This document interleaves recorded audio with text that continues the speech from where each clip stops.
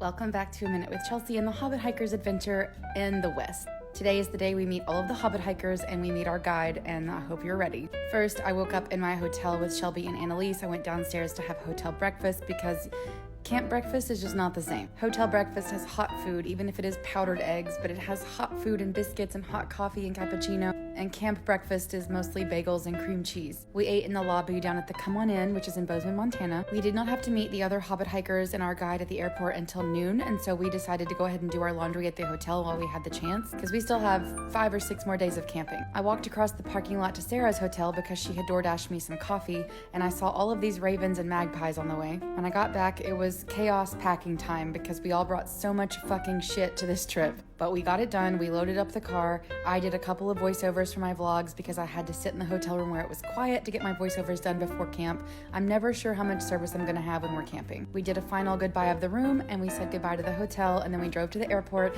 I was starting to get butterflies in my stomach because I'm about to meet a ton of new people and they're all here because of me, and it makes me very nervous. Luckily, there was a dog in the parking lot we said hello to. I kept calling her Elizabeth Taylor because that's Charlotte's dog's name on Sex and the City, who is also a King Cavalier Charles Spaniel. Did I say that right? You know what I meant. Cavalier King Charles Spaniel?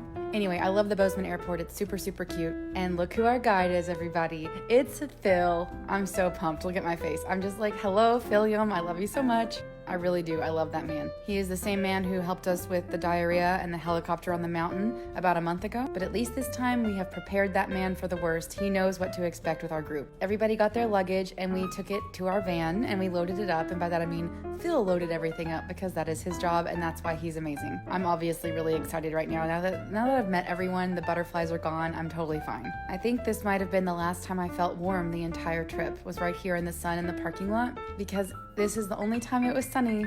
It's just spoiler alert, it was fucking freezing the entire trip. I sat in the back corner of the bus because I wanted to be able to film, and then I realized I didn't really have a window next to my bus seat, and I was so sad because the whole point of being in Yellowstone is to look for animals. Shelby and Annalise drove Annalise's car behind the bus. We all stopped at Walmart, and this is why I think Phil knew what he was getting into. Look at all the alcohol he brought. He didn't buy it. He had it left over from other travelers from trips before us, but he was like, it's up for grabs, y'all. At Walmart, I bought Diet Coke and Evian and some chicken strips. We don't have to buy our own food. That's part of the package with the trip. You buy only what you want that's just for you, because Phil goes grocery shopping with our trip money and buys all the food for the week. Breakfast, lunch, and dinner. I just bought Diet Coke because everybody always wants a Diet Coke, you know. This is the view from Shelby and Annalise because they were literally parked across the street when we rolled up into our campsite. And Shelby was like, did you not see us? I was like, no, I didn't have a window.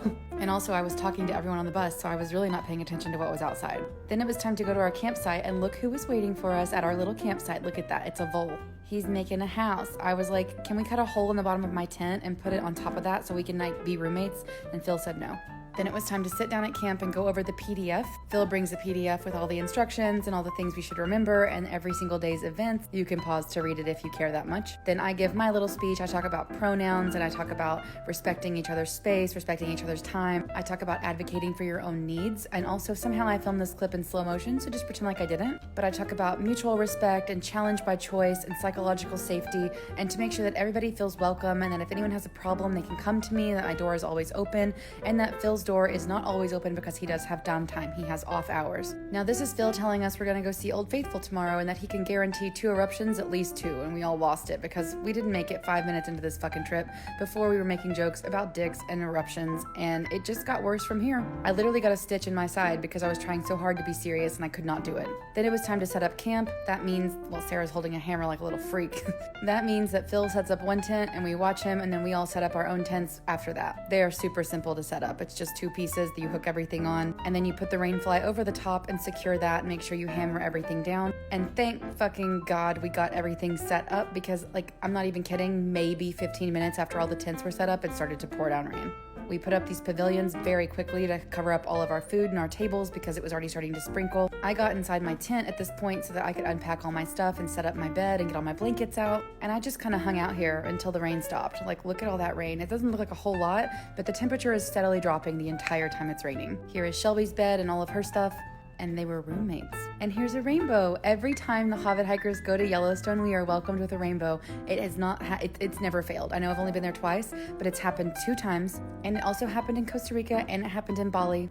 Anyway, then the rain stopped and it was time for meal prep. Phil likes to do all the cooking because that is his job, but he lets us sometimes do like sous chef things where we help him prep vegetables or stir things when they need to be stirred. The sun was coming back out, but it was also setting, so it was very cold. I'm already in a sweatshirt and I'm about to put on a bigger coat because I could not stay warm this entire damn trip. Yeah, look, Shelby's in her puffer with a hat. Katie and Haley went to fill up the water jug, which was super nice of them. Annalise is suntanning woods, handsome bobansome munty. Oh, good morning, one. Then it was time for Phil to cook. We're all clapping, saying, yay, Phil, yay, Phil. And it was time to give out goodie bags. Thank you so much to Columbia for giving everybody a hat for our journey. Annalise also, thank you, because she also contributed. She gave everybody Dr. Scholl's foot masks that were warming and tingly, and she gave everybody hot hands to stay warm. And then it was time to eat dinner. Before the sun went down, we had lemon rice with coconut curry chicken with broccoli and carrots, and it was so good.